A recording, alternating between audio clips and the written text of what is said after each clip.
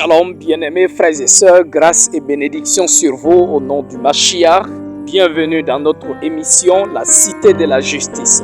Je suis le Rabbi Moshe et voici le thème du jour.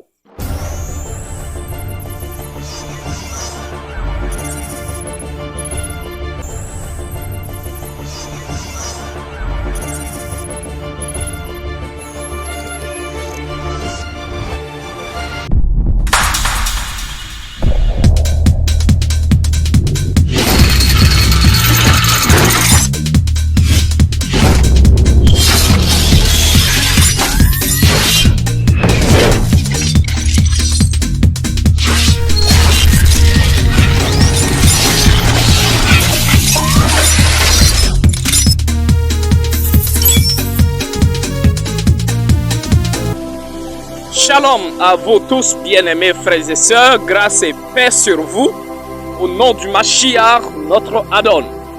C'est le Rabbi Moshe et dans cette étude, je veux partager avec vous et développer avec vous le thème « Qu'est-ce que la justice de l'Éternel ?»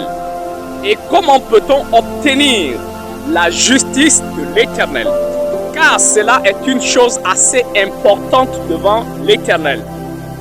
Il est vrai que depuis que notre père Adam avait péché, l'homme est devenu pécheur.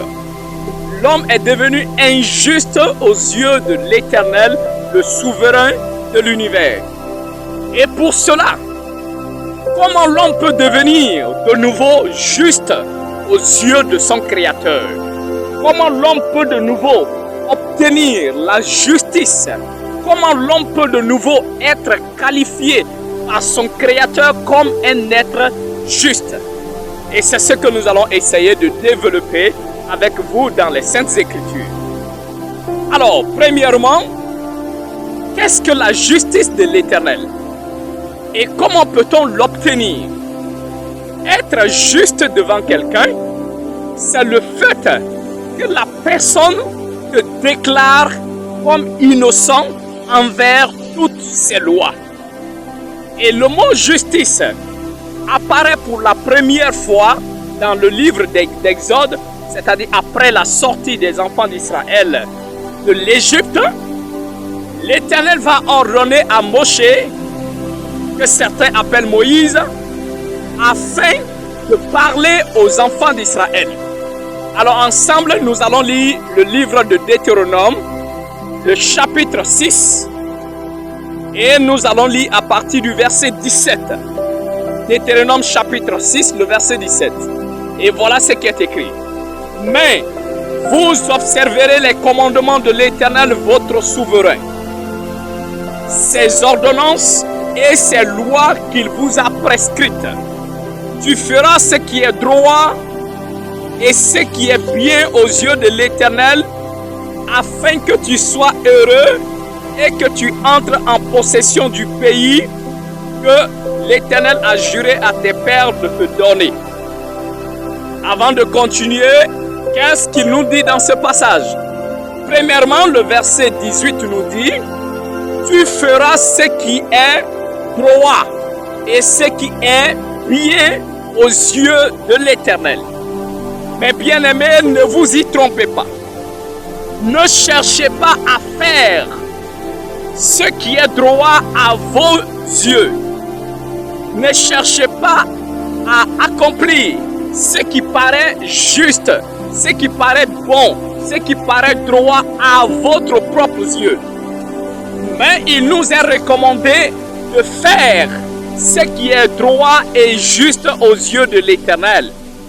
Et nous étant des humains, des hommes limités, avec une compréhension limitée, avec un esprit faible, il est parfois vrai que l'Éternel ordonne quelque chose qui est juste à ses yeux, mais nous, humainement, nous trouvons cela parfois comme étant injuste. Et il est aussi écrit que ce que l'homme qualifie aussi comme honorable, juste et bon, parfois cela paraît devant l'Éternel comme une abomination. Raison pour laquelle l'Éternel a dit « Mes pensées ne sont pas vos pensées, mes voix ne sont pas vos voix. » De même que le ciel est éloigné de la terre, et de même mes pensées sont au-dessus de vos pensées. Alors tu feras ce qui est droit, ce qui est juste, ce qui est bon aux yeux de l'Éternel et non pas à tes propres yeux. Alors c'est ce que Deutéronome, le chapitre 6, le verset 18 nous dit. Il continue, il dit, après il aura chassé tous tes ennemis devant toi comme l'Éternel te l'a dit. Maintenant écoutez bien. Lorsque ton fils te demandera un jour que signifient ces préceptes, ces lois et ces commandements que l'Éternel, notre souverain, vous a prescrites, tu diras à ton fils, nous étions esclaves de Pharaon en Égypte, et l'Éternel nous a fait sortir de l'Égypte par sa main puissante. L'Éternel a opéré sous nos yeux des miracles et des prodiges grands et désastreux contre l'Égypte, contre le Pharaon et contre toute sa maison. L'Éternel nous a fait sortir de là pour nous amener dans le pays qu'il a juré à nos pères de nous donner. L'Éternel nous a commandé de mettre en pratique toutes ces lois et de craindre l'Éternel notre souverain afin que nous fussions toujours heureux et qu'il nous conserva la vie comme il le fait aujourd'hui. Nous aurons la justice en partage si nous mettons soigneusement en pratique tous ces commandements devant l'Éternel notre souverain comme il a ordonné. Alors, nous voyons dans le verset, à partir du verset 20, l'Éternel ordonne en disant, demain, lorsque ton enfant te posera la question, papa, maman, que signifie la Torah? Que signifient les commandements de l'Éternel? Nous faisons Shabbat. Nous faisons la distinction entre les animaux purs et impurs. Nous portons les franges au bord de nos vêtements. Nous pratiquons ces commandements. Mais au juste, que signifient ces commandements? Que signifient ces lois? Ces prescriptions? L'Éternel dit, attention, tu ne donneras pas autre réponse à ton enfant. L'Éternel lui-même te cite la réponse que tu dois donner à ton enfant. Vous savez que l'homme est comme ça. L'homme n'aime pas ce qui a été établi, préétabli pour lui. L'homme aime toujours inventer de nouvelles choses. L'homme veut toujours être libre dans tout ce qu'il fait sans que quelqu'un puisse lui dire quoi faire. Lorsque ton fils te posera la question, mais il peut même arriver que toi-même tu te poses la question, mais que signifient tous ces commandements, ces lois? En un mot, que signifie la Torah? La loi, les prescriptions de l'Éternel. Ton fils te posera la question. Tes enfants te poseront la question un jour. L'Éternel dit, voilà la réponse que tu donneras à ton fils, à tes enfants. Le verset 21 de Deutéronome chapitre 6. Tu diras à ton fils, c'est un commandement, tu diras à ton fils, nous étions esclaves de Pharaon. Pharaon nous avait pris comme ses esclaves. Oui, et l'Éternel nous a fait sortir de l'Égypte par sa main puissante. Il a opéré des prodiges, des signes miraculeux, désastreux, non seulement pour Pharaon ainsi que pour toute sa maison. L'Éternel nous a fait sortir là et il nous a amenés dans le pays que l'Éternel avait juré à nos pères. Tout ça, ce sont les commentaires qu'il donne. Mais la vraie réponse vient maintenant. L'Éternel nous a commandé de mettre ces commandements en pratique afin qu'il nous conserve la vie. Voilà, il continue toujours à nous conserver la vie. Maintenant, il descend à partir du verset 25. C'est là que se trouve la réponse précise qu'il faut donner. Et dit, tu diras à ton enfant, verset 25, nous aurons la justice pour nous si nous pratiquons soigneusement, nous mettons en pratique soigneusement tous les commandements, toutes les lois que l'Éternel nous a prescrites. Si nous les respectons comme il l'a ordonné, nous aurons la justice. Voilà comment on peut obtenir la justice de l'Éternel. Comment on peut l'obtenir? C'est l'Éternel qui te le dit. Ce n'est pas un pasteur qui te le dit. Ce n'est pas un homme qui vient inventer des nouvelles choses, comment obtenir la justice, comme certains l'inventent. Mais ici, c'est ce qui est écrit. Il faut t'appuyer sur ce qui est écrit. Il est écrit clairement que si nous mettons ces commandements en pratique, nous aurons la justice. L'Éternel l'ordonne. Et cela est important, bien-aimés frères et sœurs.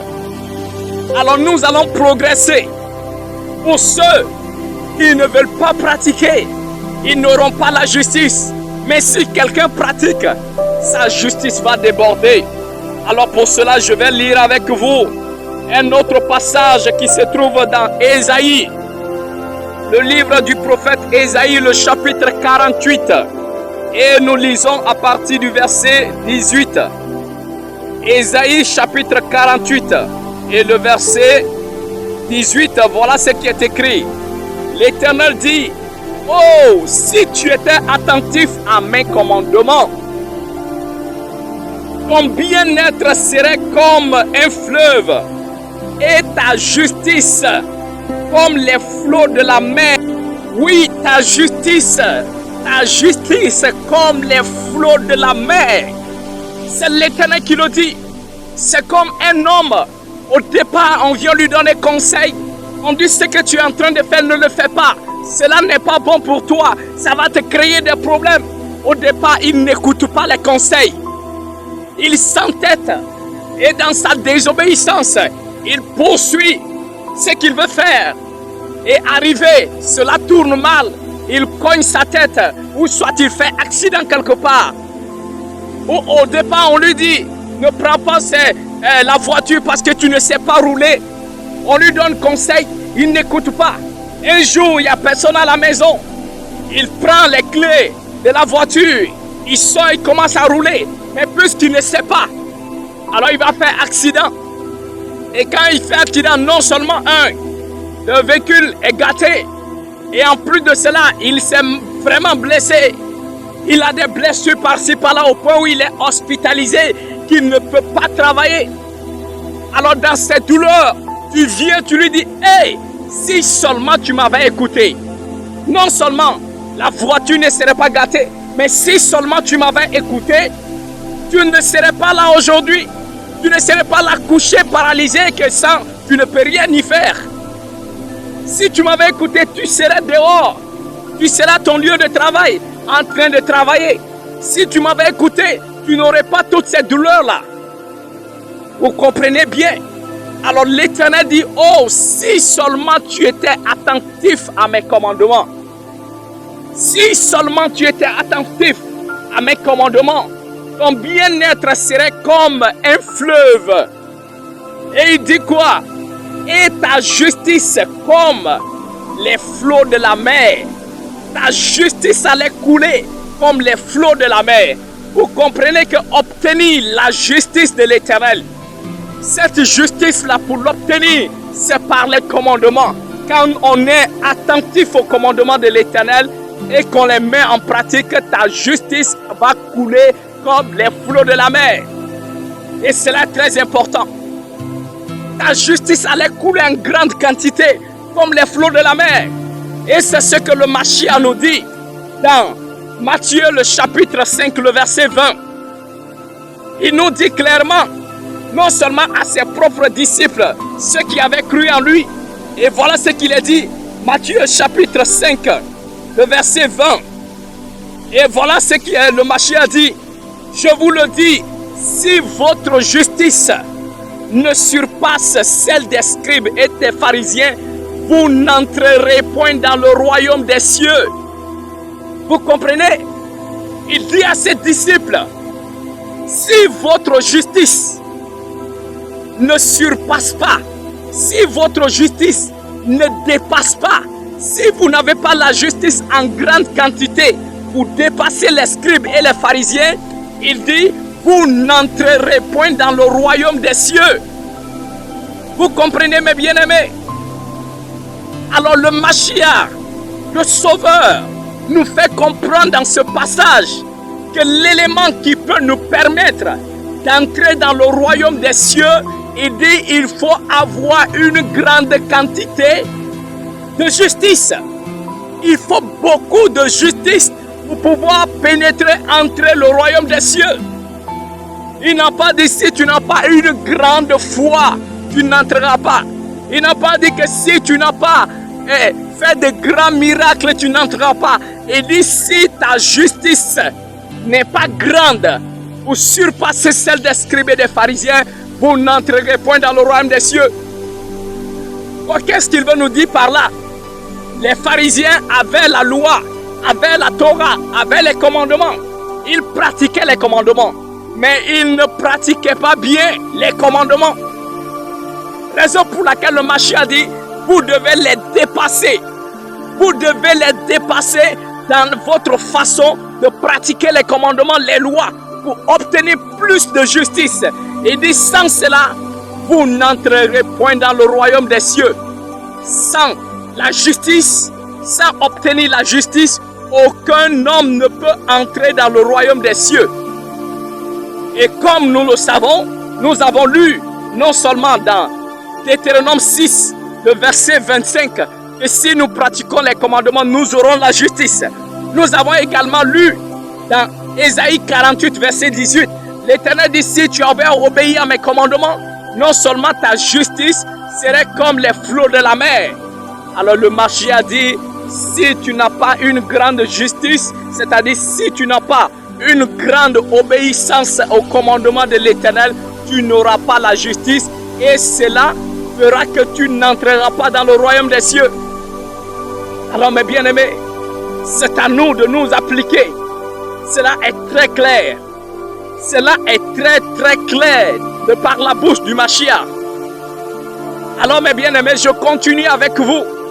Nous allons continuer, voir par rapport à ce que l'apôtre Paul nous dit également dans Romains, le chapitre 2. Romains, le chapitre 2. Nous allons lire à partir du verset 13. Romains 2, le verset 13. Qu'est-ce que l'apôtre Paul nous dit? Il dit, ce ne sont pas... D'abord, je vais même lire à partir du verset 12. Tous ceux qui ont péché sans la loi de Moïse périront. Il n'a pas dit ils vivront. Tu as péché sans la loi, il dit tu périras sans la loi. Ce qui veut dire que même le fait que tu ignores les commandements, tu ignores la loi de l'Éternel, cela ne sera pas d'excuse pour toi pour avoir la vie. Il dit tous ceux qui ont péché sans connaître la loi de Moïse, ils vont périr sans la loi. Ce qui veut dire que ton ignorance de la loi ne sera pas d'excuse pour que tu sois épargné. Tous ceux qui ont péché sans connaître la loi, ils périront aussi sans la loi. Et il nous dit, mais tous ceux qui ont péché en connaissant la loi, tous ceux qui ont péché sous la loi, ils seront jugés par la loi. La loi est le moyen que l'Éternel va utiliser pour nous juger. Comme le Mashiach a dit au dernier jour, je rendrai à chacun selon ses œuvres. Il n'a pas dit je rendrai à chacun selon sa foi. Je rendrai à chacun selon ses œuvres. Le jugement dernier n'est pas basé sur la foi. Le jugement dernier est basé sur les œuvres que tu auras accomplies. Alors, raison pour laquelle Paul dit, ceux qui ont péché sans connaître la loi, ils vont périr, mourir, ils seront détruits sans la loi. Mais tous ceux qui ont péché en connaissant la loi, c'est par la loi que l'Éternel les jugera. Et maintenant, la suite du verset, l'apôtre Paul nous dit au verset 13, ce ne sont pas en effet ceux qui écoutent la lecture de la loi qui sont justes devant l'Éternel. Qui est juste devant l'Éternel? Et dit, ce ne sont pas ceux qui se contentent d'écouter seulement la loi, écouter la lecture, Oui, ils vont, ils écoutent la lecture, il prend les Saintes Écritures, il l'ouvre, il écoute, il lit et puis il s'arrête là. Il dit, ceux-là ne seront jamais justes devant l'Éternel.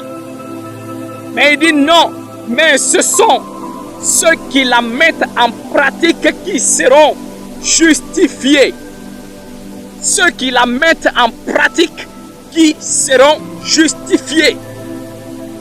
Ce sont les pratiquants de la Torah, de la loi qui seront justifiés. Mais aussi pour vous faire comprendre que pour mieux pratiquer la loi, tout homme a besoin de l'aide du Mashiach, du Sauveur, qui viendra faire la circoncision de son cœur. Et quand il circoncit ton cœur, alors désormais tu peux pratiquer la loi sans problème. Parce que Paul nous dit dans Romains le chapitre 7, à partir du verset 22, il dit « Je prends plaisir à la loi de l'Éternel, mais je trouve dans mon corps, dans mes membres, une autre loi qui lutte contre la loi de l'Éternel. » Alors un homme qui ne s'est pas encore converti, un homme qui n'a pas encore rencontré le Mashiach, a en lui ce qu'on appelle la loi du vieil homme. Et c'est cette loi du vieil homme-là qui s'oppose à la loi de l'Éternel et qui l'empêche d'obéir. Raison pour laquelle l'apôtre Paul dit, il se met dans la peau de quelqu'un qui n'a pas encore accepté le Mashiach. Il dit, je ne fais pas ce que je veux faire, mais c'est ce que je déteste là, c'est ce que je fais. Je n'arrive pas à faire le bien. Le bien m'est demandé par la loi de l'Éternel. Mais je n'arrive pas à le faire parce qu'il dit qu'il y a autre loi en lui qui le contrôle et qui l'amène à faire ce que la loi interdit. Alors reste pour ceux-là que l'apôtre Paul dit, ceux qui n'ont pas cru au Mashiach, ceux qui n'ont pas accepté encore le Mashiach pour que leur cœur soit circoncis, ne peuvent pas obéir à la loi. Et s'ils ne peuvent pas obéir à la loi ne peut pas les justifier. Parce que pour que la loi te justifie, il faudrait que d'abord tu puisses l'obéir. Et un homme qui n'a pas encore cru au Mashiach, qui n'a pas travaillé sur son cœur, qui n'a pas le cœur circoncis, ne peut obéir, sera toujours rebelle à l'Éternel. Alors mes bien-aimés, par la loi, nous aurons la justice. La foi seule ne suffit pas. Alors je lis avec vous ce dernier passage dans le livre de Jacques, le livre de l'apôtre Jacques. Jacques, le chapitre 2, le verset 24. Et même je vais commencer à partir du verset 21. Il dit, Abraham, notre père, ne fut-il pas justifié par les œuvres lorsqu'il offrit son fils Yitzhak sur l'autel? Tu vois, sa foi agissait avec ses œuvres, et que par ses œuvres, sa foi fut rendue parfaite.